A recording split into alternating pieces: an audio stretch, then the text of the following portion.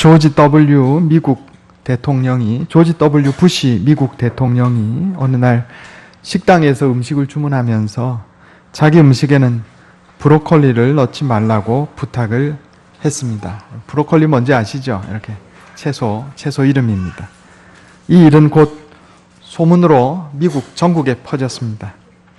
부시는 브로콜리를 싫어한다. 소문이 퍼졌어요. 사람들이 참 이상한 것이 유명 인사가 뭘 좋아하면 그거 따라 좋아하고 유명 인사가 뭘 또 싫어하면 그거 따라 싫어합니다. 그러니까 브로콜리 판매량이 막 떨어지기 시작했어요. 브로콜리 농장주들이 모였습니다. 이걸 어떻게 해야 되는가? 대통령에게 항의를 한번 해볼까? 당신 때문에 지금 브로콜리가 안 팔려 손해보게 생겼으니 대책을 마련하라. 이렇게 항의를 할까? 데모를 할까? 그러다가 생각을 바꿔서 편지와 선물을 보내기로 했습니다. 편지에 이렇게 썼어요.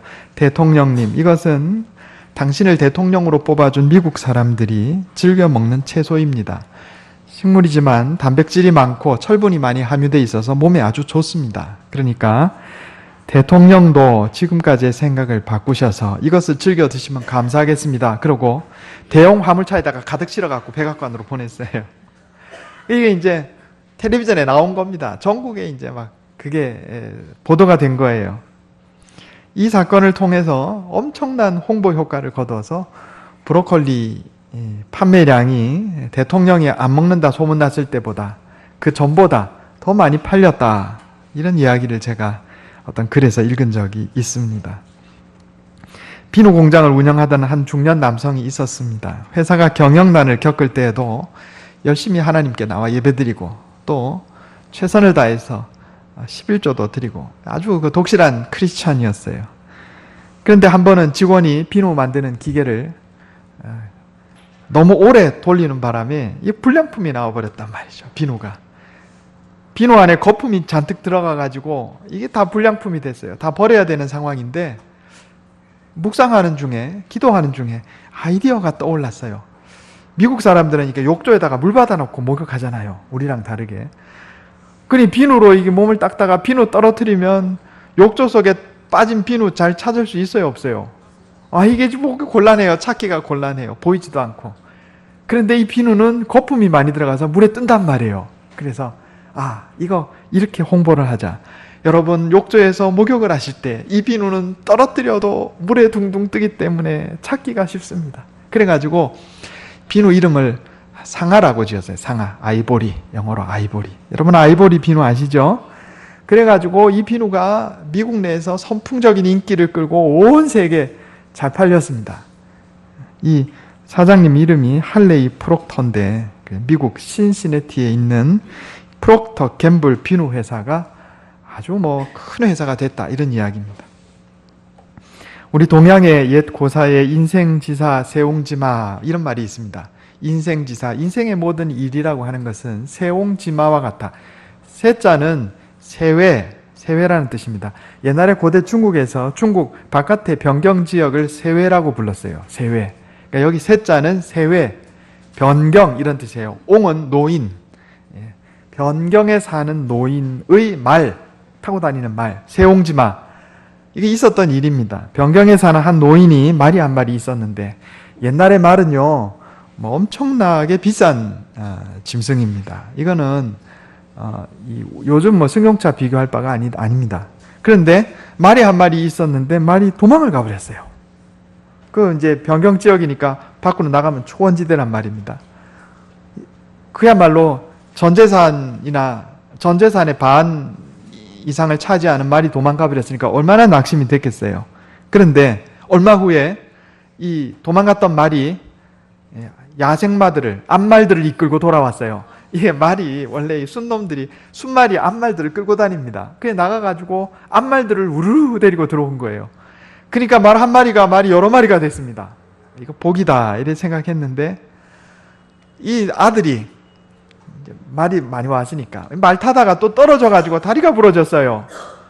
이게 복이에요, 화예요? 또 이게 화가 됐단 말이에요. 말이 많이 온 건 좋은데 아들이 다리가 부러졌으니 이것도 화로다 생각했는데 얼마 후에 전쟁이 나서 온 동네 장정들은 다 전쟁터에 끌려가는데 이 아들은 다리가 부러져서 못 갔어. 그래, 다른 장정들은 다 전쟁터에 나가서 죽어가지고 오는데 아들은 전쟁터에 안 나갔으니까 살았어요. 그것도 이게 복이 됐어. 그래서 인생지사 세옹지마 이런 말은요, 이 세상에 일어나는 모든 일들, 내 인생에 일어나는 일들이 화가 될지 복이 될지 아무도 모른다. 예, 이런 뜻으로 인생지사 세옹지마입니다. 여러분 다 알고 쓰시는 거죠? 예, 다 알고 쓰시던 얘기죠. 이 고사는 인생의 불확실성, 세상 일이 인생 일이 복이 될지 화가 될지 알지 못한다, 이런 뜻인데, 오늘 우리에게 주시는 하나님의 말씀은 조금 달라요. 어떻게 하면 인생의 위기가 바뀌어서 복이 되는가? 세상의 지혜는요, 인생의 불확실성을 얘기합니다. 인생지사 세옹지마가 그런 말이죠. 그런데 성경의 지혜는 인생의 불확실성을 얘기하는 게 아니고 확실한 원리를 교훈합니다. 어떤 원리? 위기가 복이 되는, 화가 복이 되는 원리를 교훈한다, 이런 얘기입니다. 세상 사람들은 세상의 지혜라고 하는 것은 이 일이 복이 될지 화가 될지 잘 모른다, 이게 세상 지혜의 끝이에요. 그러나 성경적인 지혜는 비록 이것이 화와 같이 보이고 위기같이 보일지라도 이렇게 대처하면 이게 복이 된다, 이 원리가 오늘 본문 말씀에 들어있는 것입니다. 한번 살펴보도록 하겠습니다. 첫 번째로, 모든 인생에 위기가 있습니다. 한번 따라해 보겠습니다. 모든 인생에 위기가 있습니다. 우리가 인생을 살다 보면 어려움이 있고 위기가 있어요. 어려움과 위기가 없는 사람 없어요. 다 있습니다. 없는 사람 없어요. 우리가 그거를 일단은 인정하고 들어가야 한다, 이런 얘기입니다. 오늘 본문 말씀에 나오는 다니엘서 배경 설명을 좀 하면요, 다니엘서는 유다 왕국 사람들이 바벨론에 포로로 끌려가서 거기서 있었던 일에 대한 이야기입니다. 우리가 잘 알고 있는 것처럼 이스라엘, 북쪽 이스라엘과 남쪽 유다 왕국이 하나님의 말씀대로 바로 살지 않아서 북쪽 이스라엘 왕국도 망하고 남쪽 유다 왕국도 하나님께서 몽둥이로 들어 쓰신 바벨론 제국이 쳐들어와서 나라가 완전히 망하고 말았어요. 그리고 유다 왕국에 살고 있던 사회 지배계층 수만 명이, 한 3, 4만 명 정도가 바벨론의 포로로 끌려갑니다. 그래가지고 바벨론에서 있었던 일이에요. 여기 다니엘과 그의 세 친구 사드락, 메삭, 아벳느고, 유대 이름으로는 하나냐와 미사엘과 아사랴, 이 세 사람, 다니엘 포함해서 네 사람은 이 포로로 잡혀간 사람들 중에 있었습니다. 그런데 예나 지금이나 제국들은요, 자기들이 점령하고 영향을 미치는 나라들의 인재를 등용해서 그들을 친바벨론 파로 만드는 거예요. 공부도 시켜주고 또 월급도 주고 이래가지고 쉽게 얘기해서 인재 발탁 프로그램, 바벨론이 지배하고 있던 여러 나라들의 인재를 발탁해서 친바벨론파 만드는 인재 등용 프로그램에 다니엘과 그의 세 친구가 이게 합격이 됐다, 이런 얘기입니다. 복일까요, 화일까요? 복이죠. 포로로 잡혀와가지고 노예나 다름없는 생활을 하다가 그 바벨론의 인재 등용 프로그램에 발탁이 돼가지고 이제 쉽게 얘기해서 여기서 교육시켜가지고 뭐 만드냐면, 요즘으로 말하면 대통령 자문위원단에 이제 속하게 하는 겁니다. 출세했어요. 그래서 이제 복이다, 이렇게 생각하고 있었는데 얼마 후에 궁중에서 큰 사건이 일어납니다. 바벨론 왕 느부갓네살이 밤에 자다가 꿈을 꿨는데, 이제 현자들, 대통령 자문위원, 요즘으로 말하면 대통령 자문위원, 현자들을 불러다가, 그들의 우두머리를 불러다가 꿈을 해석해라, 이렇게 얘기를 한 겁니다. 그런데 꿈 이야기를 해주고 꿈을 해몽하라, 이렇게 요구한 게 아니고, 내가 무슨 꿈을 꾸었는지 먼저 알아맞추고 그 다음에 꿈의 내용을 해석하라, 이런 주문을 냈단 말이에요. 아니, 자기가 무슨 꿈을 꿨는지 다른 사람이 알게 뭐예요. 뭐 꿈 내용을 얘기해야 뭐 해몽을 하든지 말든지 하죠. 그래서 현자들이 항의합니다. 임금님, 이런 일은 지금까지 역사적으로 한 번도 없었습니다. 아니, 꿈을 이야기하시면 우리가 해몽을 해드리는데 꿈 내용을 알아내라고 한 그런 요구는 이전의 왕들은 없던 일입니다. 그러니까 느부갓네살 왕이 화가 났어요. 다 죽여라. 대통령 자문위원단 다 죽여라. 황제 자문위원단 다 죽여라. 이렇게 된 거예요. 아마 성경에 나와 있지 않은데 무슨 정치적인 사건들이 있었을 거예요. 새로 왕권을 잡은 느부갓네살 왕이 뭔가 자신에게 비협조적으로 나오는 현자 그룹들을 한꺼번에 그냥 다 처리해버릴 어떤 그런 이유가 있었겠죠. 어쨌든 아닌 밤중에 날벼락이라고, 지금 다니엘과 그의 세 친구는 황제 자문위원으로 위촉이 돼가지고 교육받고 있던 상황, 그래가지고 월급도 받고, 지금 이제 앞으로 포로로 잡혀왔던 인생이 변하여 창창대로 승진의 출세의 길을 걸으려고 하는데 지금 어떻게 됐어요? 죽게 생겼잖아요. 이게 화가 온 거예요. 화가 왔어요. 차라리 인재로 발탁이 되지 말 것을, 이런 생각이 아마 들었을 겁니다. 우리 인생에 이처럼 위기가 있습니다. 복인 것 같아도 위기가 있어요. 마가복음 4장에 보면 예수님께서 제자들과 함께 배를 타고 갈릴리 호수를 지나가시는데 풍랑이 사건이 기록되어 있습니다. 갈릴리 호수가 얼마나 크냐면 가로 세로가 약 12km, 그러니까 위아래가 한 21km 됩니다. 한강이 제일 넓은 구간이 한 1km 정도 되거든요. 그게 12개 있다면 생각해 보세요. 우리 낙동강도 하류로 내려가면 제일 긴 기간이 한 1km 될 겁니다. 그 12개 한번 이어보세요. 굉장히 큰 호수입니다. 그런데 이 호수를 배를 타고 건너가는데 성경에 이래 돼 있어요. 그들이 무리를 떠나 예수를 배에 계신 그대로 모시고 가매 큰 광풍이 일어나며 물결이 배에 부딪혀 들어와 배에 가득하게 되었더라. 풍랑이 그냥 보통 풍랑이 아니고 광풍이 일어가지고 물이 막 들이쳐서 아마 조그만 배였을 겁니다. 제가 전에 어디 박물관에 가보니까 길이가 한 3, 4m 정도 되는 그런 고깃배예요. 물이 들어와가지고 이게 이제 침몰하게 됐단 말이죠. 예수님은 배의 고물에서 베개 베고 주무셨다 그랬어요.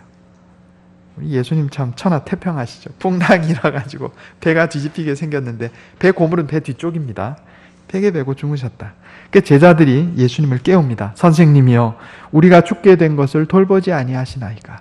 자, 예수님이 배에 타고 계시면 풍랑이 일어야 되겠어요? 안 일어야 되겠어요? 안 일어야 되겠죠. 상식적으로 생각해도. 아니, 지금 내가 타고 가는 배에 예수님이 함께 타고 계신데 무슨 풍랑이 일겠어요? 아무도 그런 생각 안 할 겁니다. 그런데 풍랑이 일었어요? 안 일었어요? 풍랑이 일었어요. 우리가 예수님을 믿고 예수님을 섬기며 살아도 우리 인생에 풍랑이 있다, 이런 얘기입니다. 위기도 닥치고 어려움도 있어요. 환난이 밀려올 때가 있다, 이런 말입니다. 모든 인생에 위기가 있습니다. 위기 없는 인생은 없어요. 그러니까 어려움과 위기가 닥쳐올 때 이상하게 생각할 일이 아니다, 이런 얘기입니다. 이상하게 생각할 일이 아니다. 두 번째로, 위기는 화가 되기도 하지만 복이 되기도 합니다. 따라해 보겠습니다. 위기는 화가 되기도 하지만 복이 되기도 합니다.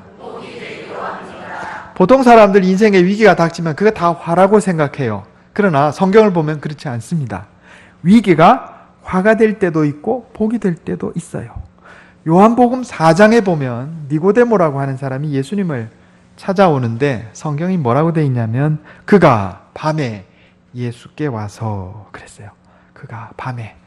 요한복음은 굉장히 정밀하게 기록된 복음서입니다. 한 단어 한 단어가 이유가 있어요. 여기 밤은 시간적인 밤만 의미하는 게 아니고 인생의 밤을 의미해요. 특별히 요한복음은 한 단어 안에 여러 가지 의미를 같이 집어넣습니다. 예수님께서 제자들에게 이런 말씀하셔요. 인자가 들리리라, 들어 올려지리라, 이런 말입니다. 여기 두 가지 의미가 있어요. 하나는 십자가에 달려 죽으시는 것, 또 하나는 부활 승천하시는 것. 그러니까 이 들린다라는 말에 고난도 있고 영광도 있는 거예요. 요한복음이 항상 그런 식으로 단어를 써요. 그런데 니고데모가 밤에 예수께 와서 그랬어요. 여기서 밤은 시간적인 밤만 얘기하는 게 아니고 인생의 밤입니다. 인생의 밤, 위기의 때, 환난의 때. 성경에 자세히 나와 있지는 않지만 니고데모 부족할 게 없던 사람이에요. 예. 요즘으로 말하면 국회의원입니다. 그런데 그가 밤에 예수님을 찾아왔다는 것은 단순히 시간적인 밤만 얘기하는 것이 아니고 그의 인생의 밤이 찾아온 거예요. 그때 니고데모는 예수님을 찾아왔어요. 그런데 비슷한 말씀이 요한복음 13장에 나오는데 제자들이 예수님을 향해서 누가 예수님을 팔겠습니까? 이렇게 물어보니까 예수님이 대답하시기를 내가 떡 한 조각을 적셔다 주는 자가 그니라. 옛날에 이제 그 당시에 이스라엘 사람들 식사할 때 빵을 뜯어가지고 포도주를 찍어가지고 이렇게 줬단 말이에요. 그런데 예수님께서 그 떡 한 조각을 빵을 뜯어서 포도주에 적셔갖고 유다에게 줍니다. 유다가 그 조각을 받고 곧 나가니 밤이러라 이랬어요. 여기도 밤이 나와요. 시간적으로 밤이겠죠? 그런데 유다의 인생에 밤이에요. 어떤 사람은 인생의 밤에 예수님을 찾아옵니다. 니고데모. 어떤 사람은 인생의 밤에 예수님을 떠나갑니다. 가룟 유다. 니고데모는 구원받고 그 이름이 영광스러운 이름으로 후대에 남았지만 가룟 유다는 멸망하고 인류 역사의 수치스러운 이름으로 남았습니다. 똑같이 인생의 위기가 닥쳐왔는데 똑같은 인생의 밤에 니고데모는 복을 받았고 가룟 유다는 화를 당했습니다. 왜? 믿음으로 대처하지 않아서 그래요. 믿음으로 대처하지 않아서. 우리 야곱 이야기 잘 아시죠? 야곱 이야기. 야곱이 아버지를 속이고 형을 속여가지고 장자권을 얻은 다음에 형 에서가 야곱을 죽이려고 하니까 외삼촌 라반의 집으로 도망을 합니다. 도망을 하다가 길거리에서 돌을 베개로 베개 베고 잠을 잤어요. 그때 뭐 했어요? 꿈 꿨어요. 어떤 꿈? 하늘과 자기 사이에 사다리가 놓여있고 계단이 놓여있고 그 계단을 하나님께로부터 천사들이 내려와서 하나님과 자기 사이에 천사들이 오르락 내리락 하는 꿈을 꿨어요. 저는 이게 잘 이해가 안 가는데 한 10여 년 전에 이스라엘을 성지 답사를 갔었는데 거기 그 페트라라고 하는 지역이 있습니다. 요르단 페트라라는 지역에 거기 그 유적지가 하나 있는데 우리가 흔히 보물신전이라고 얘기하는 유적지가 있어요. 거기 가보니까 그 무덤이 굴을 파서 무덤을 만들었어요. 무덤 위에 어떤 조각이 있냐면 계단 조각이 다 있어요. 아, 이게 성경에 나오는 그 계단이구나. 영어로 하면 stairway입니다. stairway. 사다리로도 번역할 수 있고 계단으로도 번역할 수 있고 하늘과 땅을 잇는 계단이에요. 야곱이요, 형 에서의 손을 피해서 외삼촌 라반의 집으로 도망가던 그 중간에 그는 노중에서 하나님을 만난 거예요. 그래서 내가 하나님을 보았다. 이렇게 야곱이 외치고 그곳을 베델이라 이렇게 합니다. 야곱이 형 에서의 손을 피해서 외삼촌 라반의 집으로 도망가는 것은 화입니까? 복입니까? 화예요. 그런데 바로 그 고난 중에 야곱이 하나님을 만난 것은 화입니까? 복입니까? 복이에요. 이게 중요해요. 화 안에 진짜 복의 씨앗이 숨어 있어요. 제가 전에 한 말씀 드렸죠. 야곱이 왜 그런 꿈을 꿨을까? 야곱은요 계속 하나님만 생각한 거예요. 뭐 했겠어요? 하나님 나 살려주세요. 하나님 나 살려주세요. 하나님 나 살려주세요. 그랬을 거예요. 제가 그랬잖아요. 여러분 설교하시는 꿈 꿔요? 안 꾸잖아요. 저는 꿔요. 왜 꿀까요? 제 마음속에 항상 그밖에 없어요. 어떻게 하면 말씀을 잘 전할까? 그러니까 설교하는 꿈도 꾸는 거예요. 야곱이 왜 하나님 꿈을 꿨겠어요? 도망오는 중에 계속 하나님 나 살려주세요. 하나님 나 살려주세요. 그런 거예요. 결국은 이 사건이 화였지만 결국은 이 사건이 야곱에게 복이 됐어요. 화 속에 복이 숨어 있어요. 반대로 얘기할까요? 야곱이 또 형 에서를 피해서 야곱 외삼촌 라반의 집에서 부자가 돼가지고 돌아오는데 돌아오다 보니까 형이 400명의 군대를 이끌고 야곱을 죽이려고 달려들잖아요. 그 야곱이 뭐 했어요? 야복강가에서 기도했어요. 그리고 그때 이스라엘이라고 하는 이름을 얻었습니다. 오늘날 전 세계 사람 중에 이스라엘이라는 이름을 모르는 사람 없어요. 야곱에게는 목숨이 촛불처럼 왔다 갔다 하는 위기의 순간이었는데 바로 그 위기의 순간에 야곱이 또 이스라엘이라는 이름을 얻었어요. 화 속에 복의 씨앗이 숨어 있었어요. 결국 야복 강가에서 있었던, 바로 그 지역에 있었던 그 일이 야곱에게 화가 됐어요? 복이 됐어요? 복이 됐죠. 그렇습니다. 어떤 사람은 위기와 환난의 때에 축복의 씨앗이 그 속에서 싹트고, 어떤 사람은 위기와 환난으로 망하고 말아요. 왜 달라지는가? 어떻게 대처하느냐에 따라서 달라져요. 그걸 한번 살펴보려고 합니다. 세 번째, 믿음으로 대처하면 위기는 곧 복을 받는 기회가 됩니다. 따라해 보겠습니다. 믿음으로 대처하면 위기는 곧 복을 받는 기회가 됩니다. 여기 다니엘이 위기의 상황이에요. 그런데 다니엘은 믿음으로 대처해서 승리하고 큰 복을 받습니다. 그게 오늘 본문에 나오는 이야기예요. 그러면 어떻게 했는가? 첫 번째로 세파에 당황하지 않았습니다. 따라해 보겠습니다. 세파에 당황하지 않았습니다. 갑자기 닥쳐온 위기의 상황에서 다니엘은 당황하지 않습니다. 여기 오늘 본문 말씀 15절에 보면 왕의 근위대장 아리옥이요, 왕의 명령을 받아가지고 현자들을 다 죽이러 지금 나온 상황이에요. 그런데 다니엘이 아리옥에게 묻습니다. 왕의 명령이 어찌 그리 급하냐? 그리고 어찌된 일인지 물어봐요. 이거 보면 다니엘이 고위직이 아니었다는 걸 알 수 있어요. 궁중에서 사건이 일어나서 현자들이 다 죽게 생겼는데 다니엘은 뭔 일이 일어났는지도 모르고 있어요. 그런데 아마 인간관계가 좋았던 것 같아요. 아리옥에게 물어보니까 아리옥이요, 쓸데없다. 너 입 다물어라. 무조건 다 죽인다. 그리고 죽일 수도 있는 상황인데 다니엘에게 일어난 상황을 이야기합니다. 이래 돼서 지금 너희 다 죽게 생겼다. 그러니까 다니엘이 왕에게 찾아가요. 그리고 시간을 달라 이렇게 말합니다. 위기의 상황에 다니엘은 당황하지 않습니다. 이 비슷한 이야기가 여호수아에도 나오는데 모세가요, 이스라엘 백성들 가나안 땅 바로 앞에까지 데려다 놓고 나서 죽습니다. 40년 동안 이스라엘을 이끌어오던 모세가 죽으면 이스라엘 민족들에게 혼란이 있겠어요? 없겠어요? 혼란이 당연히 있죠. 여호수아가 그 일을 물려받았는데 얼마나 어렵고 짐이 무겁겠어요. 그런데 하나님께서 여호수아에게 나타나셔서 이렇게 말합니다.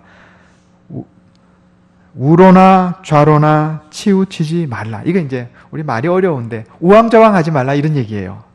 하나님이 여호수아에게 나타나셔서 너 당황하고 우왕좌왕하지 말고 내가 모세를 통해서 너에게 준 말씀, 명령을 다 지켜 행하라. 그러면 형통하리라. 그러니까 중요한 게 뭐예요? 당황하지 않는 거예요. 베드로전서 4장 12절에 보면 사랑하는 자들아 너희를 연단하려고 오는 불시험을, 불은 파이어입니다. 불시험을 이상한 일 당하는 것 같이 이상히 여기지 말고. 우리 인생에 고난이 있어요. 고난이 닥칠 때 이상하게 여기지 말라는 말이에요. 당황하지 말라는 이야기예요. 우왕좌왕하지 말라는 이야기입니다. 믿음으로 사는 자는 우왕좌왕하지 않습니다. 믿음으로 사는 자는 우왕좌왕하지 않아요. 어떤 일을 당해도 침착함을 잃지 않아요. 그리고 나서 다니엘이 뭐합니까? 하나님께 기도합니다. 제가 전에 그런 말씀 한번 드렸어요. 여기 야곱의 일생을 살펴보면 그가 위기 때 위기에 어떻게 대처하는지가 나타나는데 세 가지라 그랬어요. 첫 번째는 뭐예요? 멈추었어요. 두 번째는 뭐죠? 기도했어요. 세 번째는 뭐죠? 담대하게 자기 갈 길을 갔어요. 이 세 가지입니다. Stop, pray, choose and go. 멈춰서 기도하고 선택해서 나갔다 이런 겁니다. 지혜로운 자는요, 어려움이 닥칠 때 멈출 줄 알아요. 어리석은 자는 어려움이 닥칠 때 폭주합니다. 아주 명확하게 차이 나요. 예수 안 믿는 사람도 지혜로운 사람은요, 어려움이 닥치면 제자리에 멈춰 섭니다. 그리고 생각해요. 어떻게 할까? 어리석은 자는 어려움이 닥치면 막 정신 못 차리고 폭주해요. 그래서 망해버려요. 전에 고려대학교 교수를 지내신 김용옥 교수라는 분이 있는데 이분이 텔레비전에서 강연하는 걸 제가 들었어요. 집이 시골이신가 봐요. 집에서 닭을 키운답니다. 닭을 병아리를 사다가 닭을 키우니까 이게 이제 마당에 놓아 키우니까 어려움이 생기면 닭이 팔 날라가지고 집 앞에 있는 마당 나무 위로 올라간대요.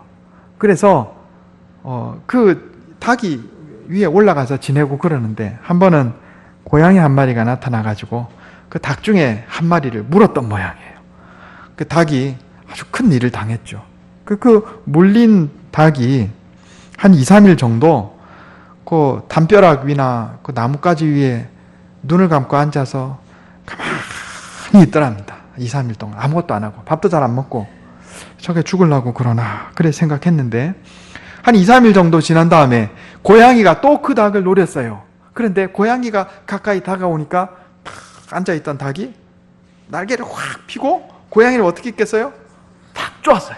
그래 고양이가 혼비백산해서 도망갔다 이런 얘기를 하는 걸 들었습니다. 그 김용옥 교수님이 하는 이야기가 닭이 2박 3일 정도 묵상을 했다. 돌을 닦았다는 거예요. 내가 이 인생이 아니라 조생의 위기의 상황에서 이걸 어떻게 해야 될까? 닭이 멈춘 거예요. 멈췄어요. 닭이 똑똑한 거죠. 막 날개치며 돌아다닌 게 아니고 전전긍긍한 게 아니고 이 위기를 어떻게 내가 이겨낼까? 그래가지고 결론을 내렸던 거죠. 2박 3일 눈 감고 있다가 눈 떴어. 눈에서 막 빛이 막 났어요. 고양이가 오니까 너 죽고 나 죽고 한번 해보자. 팍 쪼아가지고 다시는 고양이가 그 닭을 괴롭히지 못하더라. 이런 얘기를 제가 들은 적이 있습니다. 예수 안 믿는 사람들도 지혜로운 사람들은요. 인생의 어려움일 때 멈출 줄 알아요. 그런데 그리스도인은 한 발짝 더 나아갑니다. 뭐 해요? 기도합니다. 하나님의 은혜를 구해요. 따라해 보겠습니다. 하나님의 은혜를 구했습니다.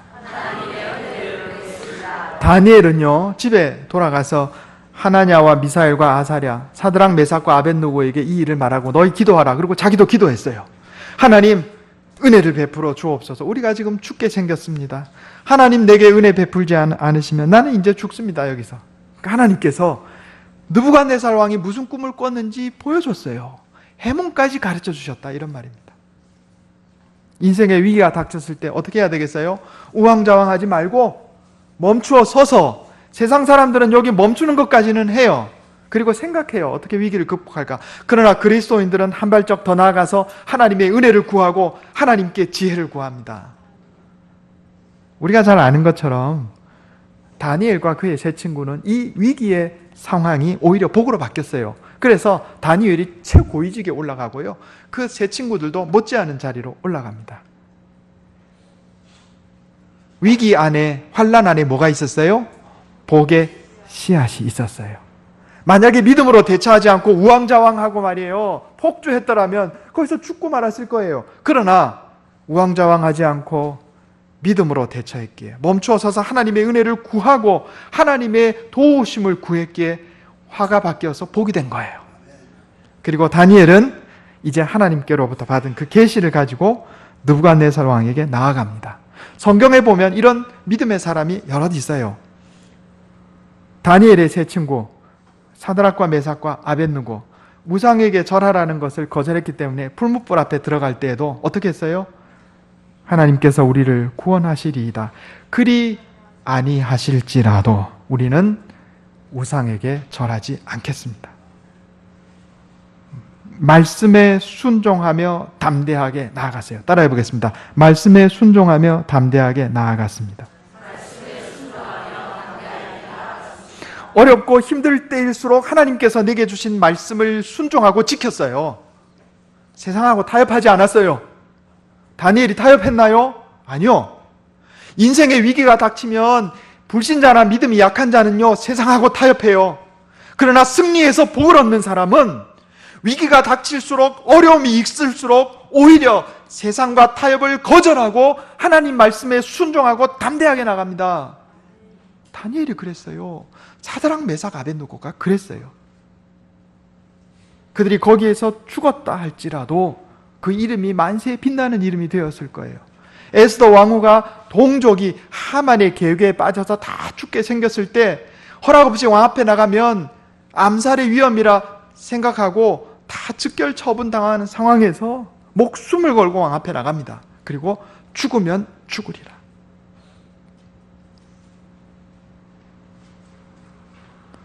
여러분, 우리가 인생에 어려움과 위기가 닥칠 때 당황하지 마시기 바랍니다. 멈추어 서서 하나님 앞에 기도하고 은혜를 구하시기 바랍니다. 어렵고 힘들 때일수록 세상과 타협하지 말고 말씀에 순종하며 담대하게 나아갑시다. 그러면 하나님께서 해결해 주시고 복을 주세요. 그 고난 가운데 축복의 씨앗이 있어요. 믿음으로 대처하는 자는 그 축복의 씨앗을 얻을 것이요, 불신앙으로 배반하는 자는 멸망으로 가는 겁니다. 서정주라고 하는 시인이 있어요. 국화옆에서라는 시를 지었습니다. 한 송이의 국화꽃을 피우기 위해 봄부터 소쩍새는 그렇게 울었나 보다. 한 송이의 국화꽃을 피우기 위해 천둥은 먹구름 속에서 또 그렇게 울었나 보다. 이 시인은